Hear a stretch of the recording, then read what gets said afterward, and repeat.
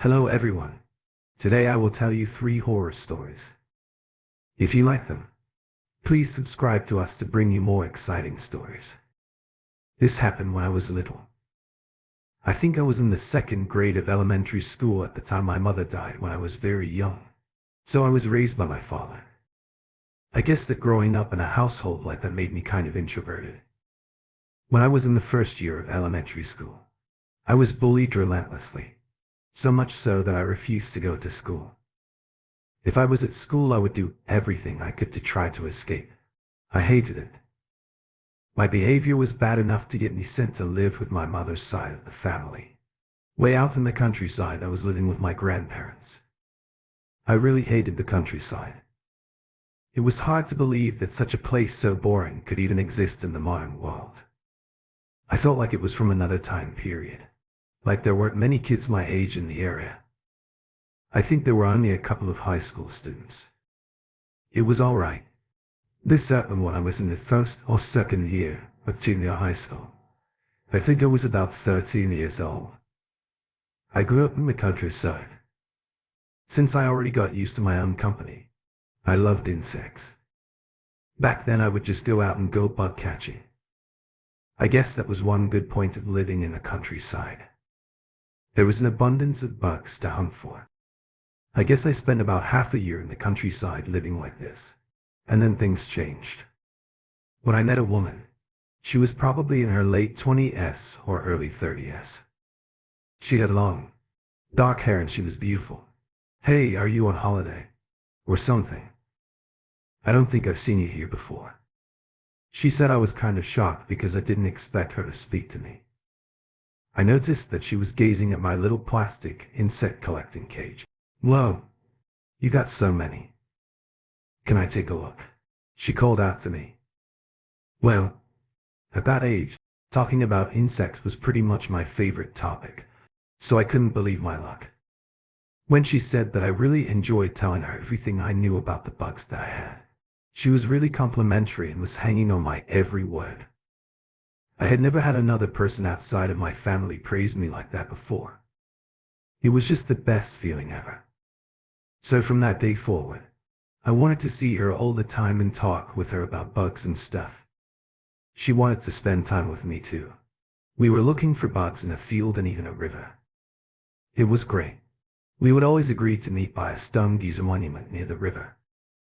I would often speak to my grandfather about her, and he always said that it was someone's daughter in the village and she wouldn't be around longing to leave them alone and to not annoy them. He didn't understand that we were friends. I didn't care. It was just so great to find a friend in such a depopulated area. She was really nice, but she never spoke about herself much. Whenever I told her anything, she would be so happy to hear it. And I told her everything, how I was bullied and how I didn't have a mom, etc. Whenever I complained about something, she had a sympathetic ear.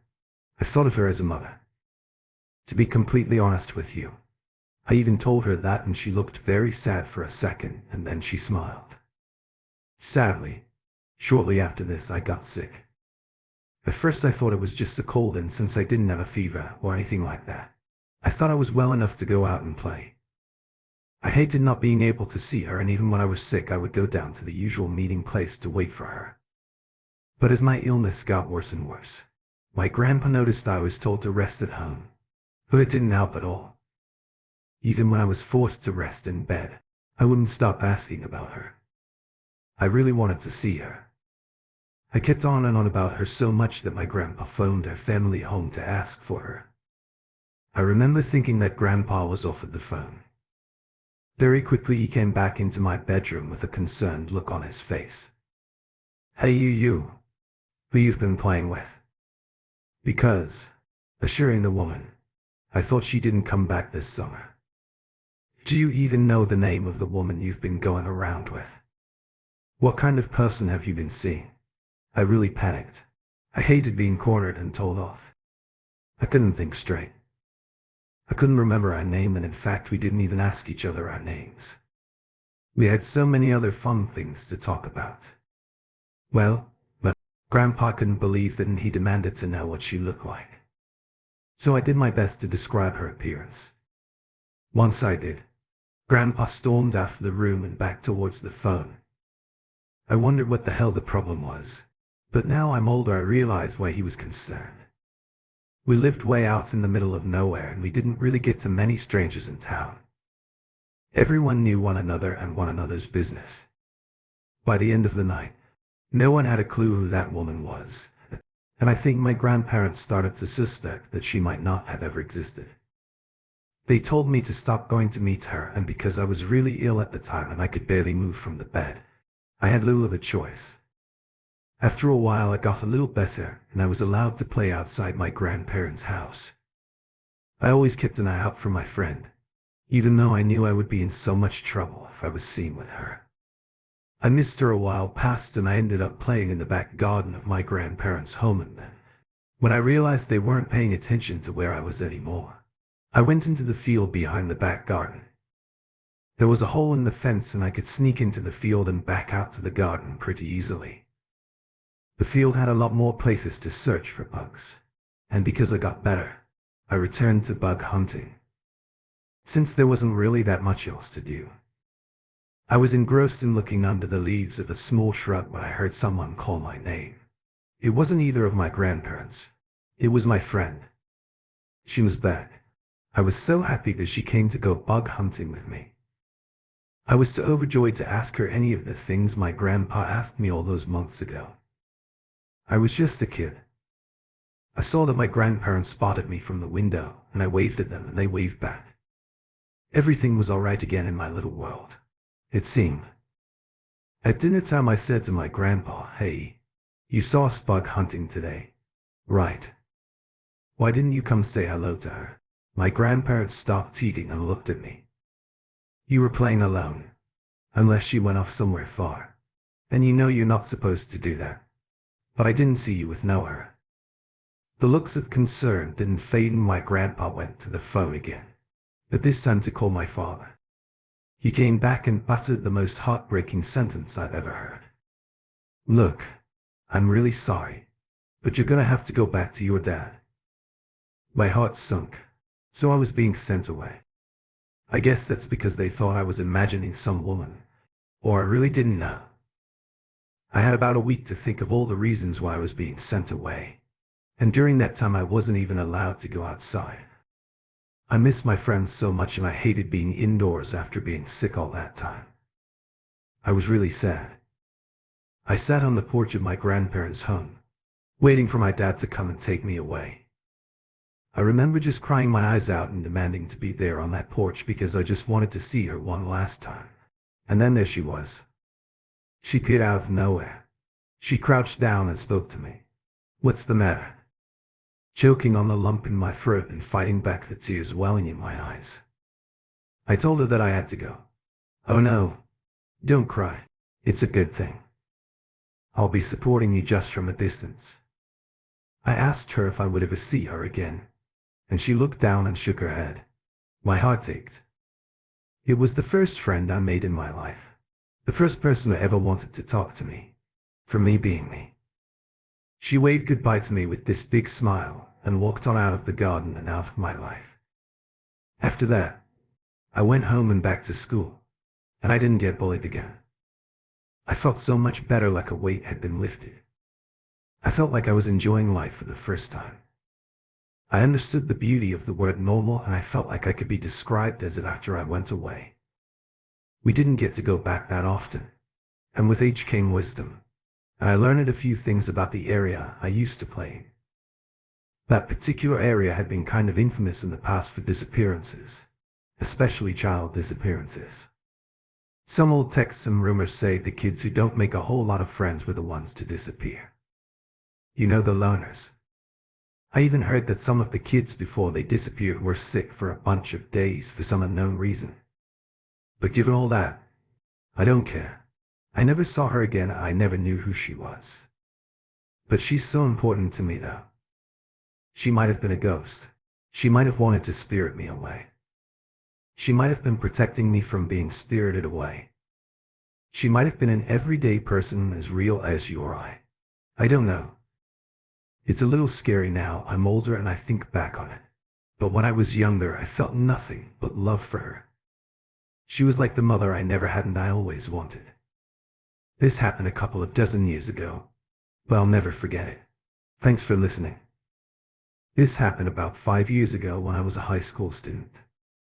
It was summer and a friend of mine from an after-school club came up to me and said, "Hey, I heard from one of the guys about this place that's supposed to be haunted. Everyone's going later. You in hell?" Yes, I was in.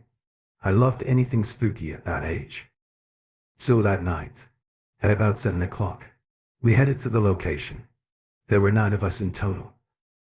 We all went to the same club and often hung out together. We were heading to the middle of nowhere. There was nothing but flatlands and fields as wide as the eye could see. It was going to be developed into a bunch of new houses. I was all like, where the hell are we going, guys? And then someone replied, to the park. I started to doubt the existence of this park in this desolate area, but we found it after a few more fields. It was completely run down, and I bet that it was hardly ever used. Where you could hear were insects of the night. It was weird to see empty fields and the partially leveled grounds all around, and then a park smack bang in the middle. It was a little spooky. There was no reason why it shouldn't have been level for all the planned construction. Once we got there, my friends started to tell us about the alleged haunting.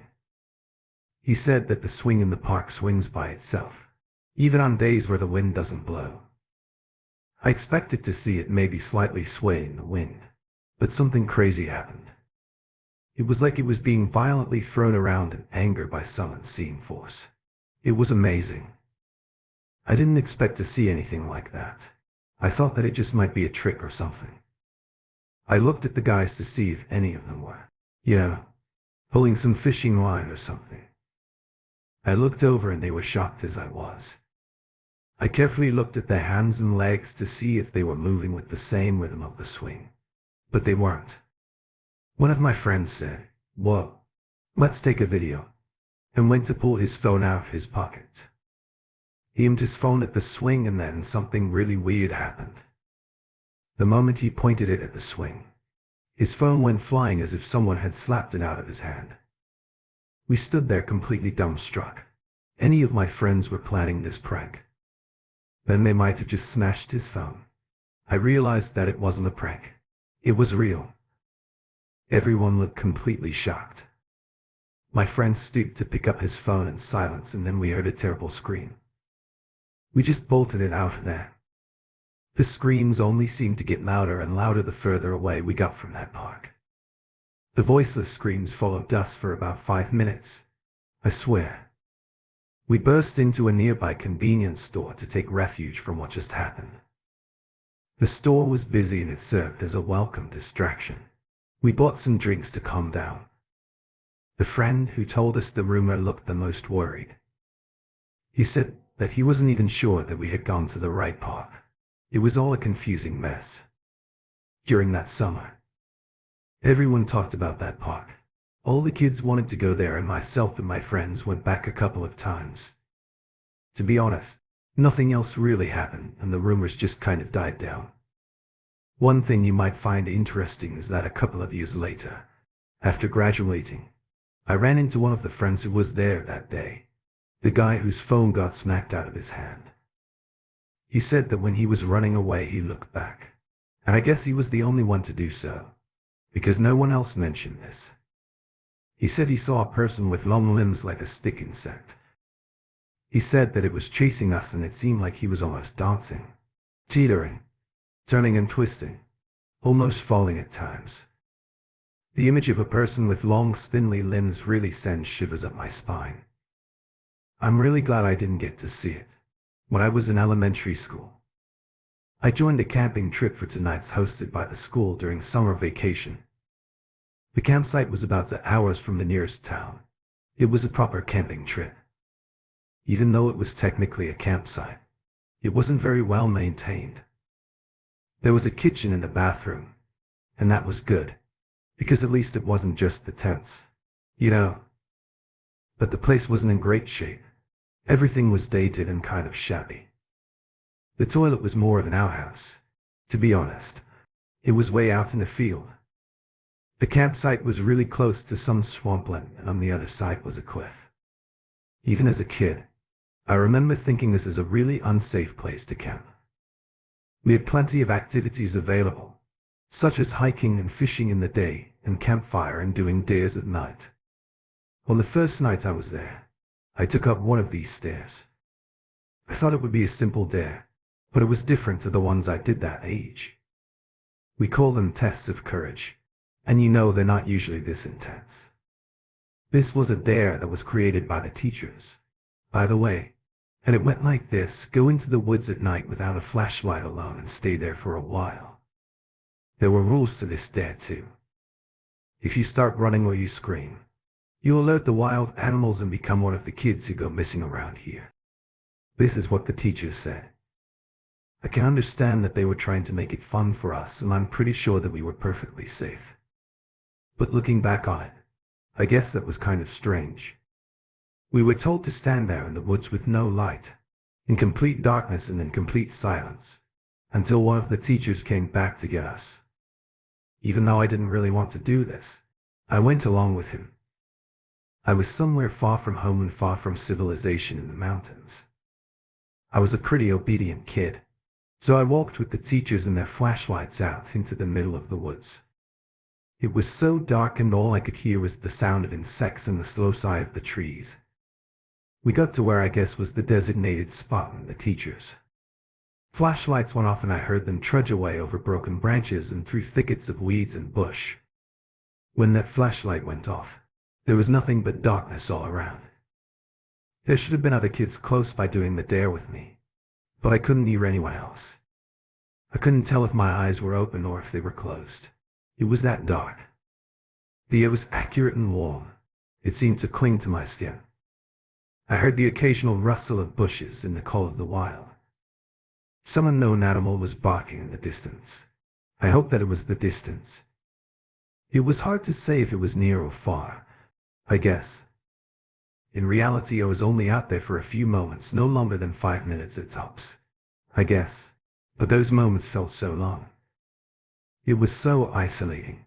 I felt completely alone in the world.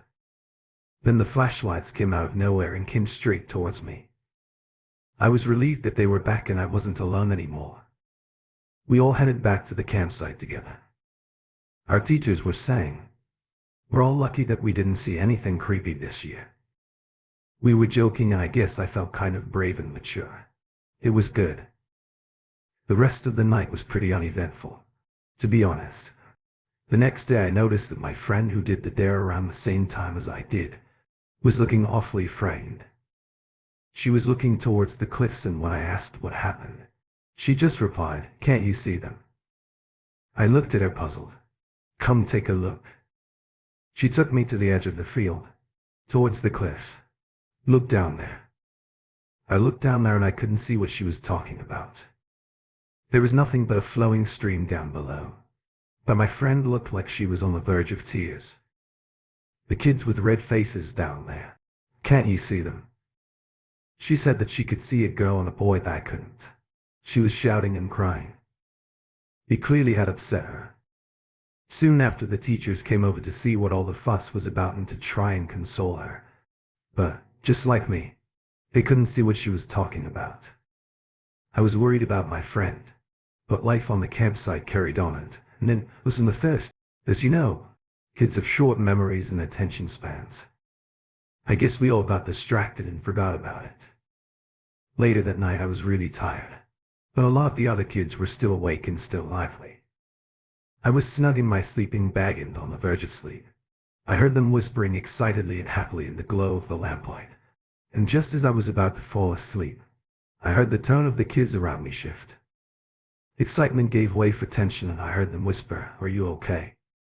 "Wait, let me go get the teacher." I popped my head out of the sleeping bag and I saw two girls leaning over.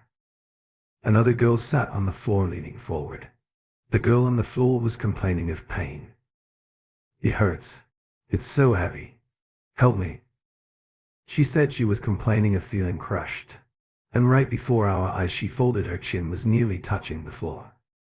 It was as if something heavy was on her back. She cried and she screamed. and everyone in the tent was panicked. It was one of those huge outdoor tents. By the way, everything was happening so fast. It was so stressful.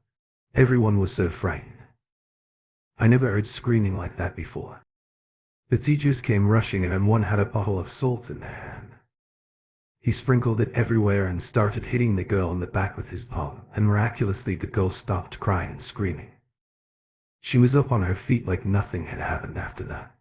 Nothing else of note truly happened. We went home without issue. On the bus home I spoke with some of my friends and other groups of kids. I went friendly with about what happened. Some kids had different experiences. One said that when they went to the outhouse at night there was a kid they didn't know stood stock still staring at them. Another kid said that they saw shadows everywhere. They looked humanoid shadows. I was really surprised that there were more experiences. The mountains are a truly unusual place. My friend who saw those kids with the red faces has been kind of mountain phobic since that trip. I can't even remember where I wanted to go on that trip. It feels like some vague half memory. Like it was some liminal space. This happened about 5 years ago, and back then I was really interested in photography. Whenever time I could take off work, I used to go traveling to take photos. It was autumn and I had planned to visit a rural village that lied in the shadow of the mountains. I could already imagine the color of the leaves and I was really looking forward to it. The area was very traditional.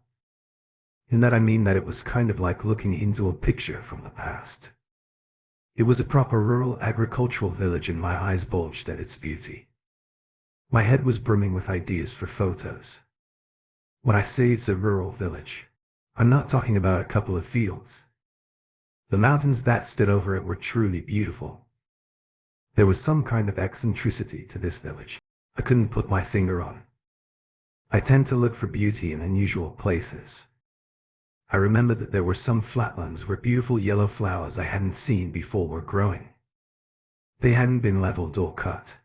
They were just there in their own patch growing. And I loved that. The forest floor was littered with fallen autumn leaves. I was fascinated by my surroundings. I wanted to immerse myself in nature. I sat down on the forest floor for a while. On my first day in the village, I decided to stroll through the forest to shoot some photos. I got a little away from the village and I found a natural path in the forest which led to the mountains. The path twisted left and right and there were these huge boulders littering the way like buttons on a giant's coat. I went up the path and there was a clear barrier between me and the trail to the mountains. It was a rope tied at waist height. Here in Japan they are called shimanawa, and you might have seen this kind of rope at shrines, as it usually is at an entrance to mark its sacred nature. The thing is, in public places like shrines they aren't tied at waist height. They're usually high up, allowing people to pass underneath them. Not this one, though it was intentionally either stopping people from going any further or stopping something any further, depending on which way you looked at it or what side of the rope you were on. I found it very interesting and I wanted to push on and climb over it. But since the sun was setting, I decided not to brave the unknown and I headed back to my inn later that night. I asked the innkeeper about the path I had found in the mountains. He told me not to go back there.